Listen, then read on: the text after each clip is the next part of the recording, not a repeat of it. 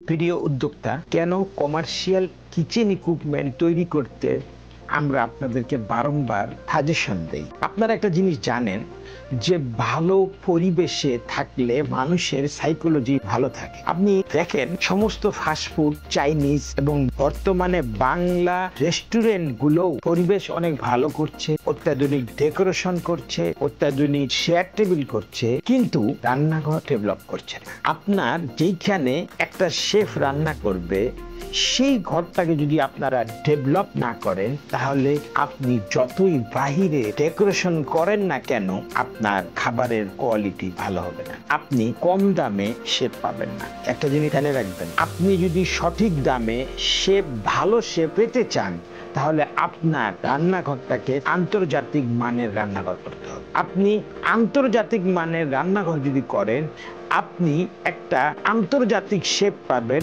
কম দামে।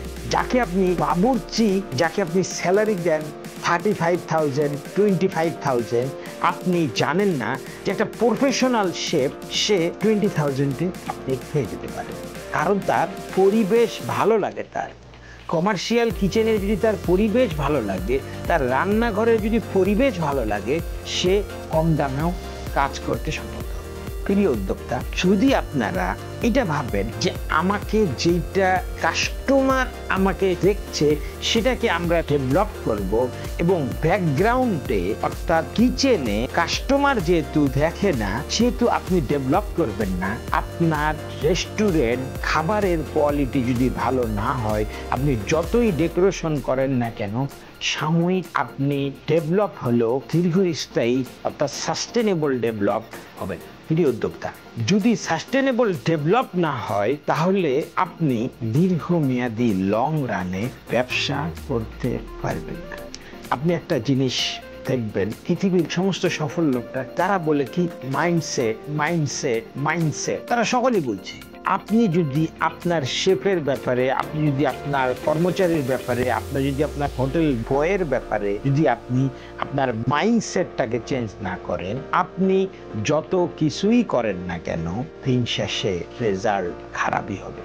সেই জন্য আমি সকল উদ্যোক্তাকে বলবো যে আপনারা কমার্শিয়াল যে রান্নাঘর, তাকে আপনারা খুব গুরুত্ব দিবেন, সেটাকে যাতে শেফরা ভালো পরিবেশে কাজ করতে পারে সেটার দিকে ফোকাস দিবেন। তাহলে আপনার দুয়ে দুয়ে চার হবে, অর্থাৎ ফ্রন্টও ভালো, ব্যাক এন্ডও ভালো। ফ্রন্ট যেমন ভালো দরকার, ব্যাক এন্ড তেমন ভালো দরকার। এটার জন্য আমি একটা স্টিভ জবসের একটা কোড আছে, যে স্টিভ জবসের বাবা, স্টিভ জবসকে হলো বলতো তার বাবার ফার্নিচারের শপ ছিল, তার বাবার ফার্নিচার তৈরি করত। তো স্টিভ জবস হলো দেখতো যে বাবা ফার্নিচারের শোকেস গুলো তৈরি করত, বা কাপড় রাখা যে ওয়ার্ড্রোব গুলা তৈরি করত, বা আলমিরা গুলা তৈরি করত, কাপড় রাখা আলমিরা গুলা তৈরি করত।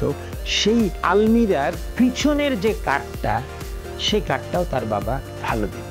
আলমিরার পিছনের যে কাঠটা, সেই কাঠটাও তার বাবা ভালো কাঠ।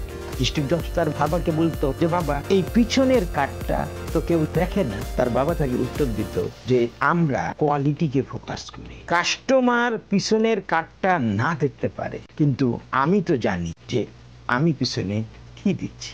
সেটা স্টিভ জবসের জীবনে তার বাবার কথাটা বিরাট প্রভাব রেখেছে। ফলস্বরূপ স্টিভ জবস যখন অ্যাপলের ডিজাইন করে, ফ্রন্ট পার্ট যেমন সুন্দর করেছিল, ব্যাক পার্টও অর্থাৎ ব্যাক এন্ডও খুব সুন্দর করে সাজিয়েছে। প্রিয় উদ্যোক্তা, আপনারা রেস্টুরেন্ট, ফাস্টফুড, চাইনিজ এগুলোর ফ্রন্ট পার্ট যেমন সাজাবেন, ব্যাক পার্টও সাজাবেন। খুব খরচ বেশি না, বরং ফ্রন্ট পার্ট থেকে কিছু খরচকে কমিয়ে ব্যাক এন্ডে ফোকাস করুন, আপনি সফল হবেন। ভালো থাকবেন।